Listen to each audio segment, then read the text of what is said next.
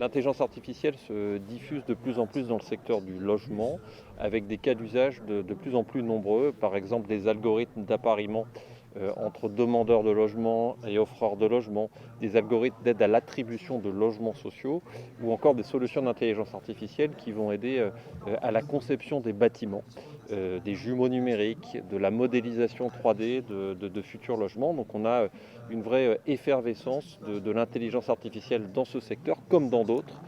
Il y a une vraie révolution de l'IA dans le domaine de l'habitat. Il y a effectivement des enjeux éthiques importants. Il faut éviter par exemple les risques de discrimination liés au recours à ces algorithmes, protéger les données, la vie privée, éviter aussi des phénomènes de délégation de consentement des utilisateurs de ces solutions.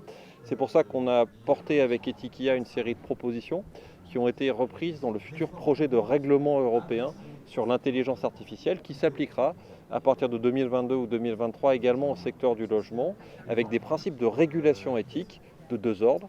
D'une part, l'information des utilisateurs sur le recours à l'IA dans les processus qui les concernent, et d'autre part, ce qu'on a appelé la garantie humaine de l'intelligence artificielle, c'est-à-dire le fait qu'on va avoir un contrôle humain de ces algorithmes dans la phase de conception, mais aussi dans leur application en vie réelle, avec des collèges qui viendront revoir un certain nombre de cas traités par l'IA, et dans ces collèges participeront les professionnels du secteur, les professionnels du logement et les utilisateurs concrets, les propriétaires, les locataires, pour essayer de donner un deuxième avis sur le recours à l'IA. Donc c'est une manière de s'ouvrir à l'innovation technologique, ne pas se bloquer, ne pas se fermer, mais en même temps mettre en œuvre une régulation éthique au fil de l'eau. C'est la garantie humaine de l'IA, des valeurs humanistes qui sont celles, je le sais, portées par Jean-Luc Béraud et toute l'équipe qui organise ces entretiens d'Inchaoseta depuis 20 ans maintenant. Alors il est clair que de manière transversale pour la prochaine présidentielle, l'enjeu de la transformation numérique de tous les secteurs et du logement en particulier sera absolument central.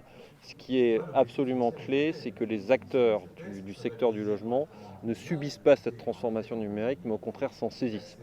Et derrière, c'est un projet d'innovation technologique, mais il y a aussi un vrai projet politique, citoyen, pour essayer de garder l'humain au centre du dispositif, s'ouvrir à la technologie en régulant ses enjeux éthiques.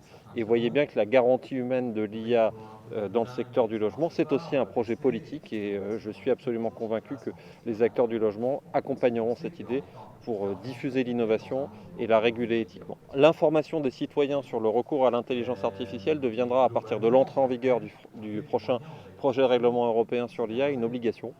Tous les professionnels qui utilisent des traitements algorithmiques dans le logement, mais aussi dans d'autres secteurs comme la santé qui est plus avancée sur ces sujets, devront informer les utilisateurs du recours à l'IA. Et puis après, il y aura à réguler au fil de l'eau l'application de ces solutions d'IA. C'est le but de la garantie humaine.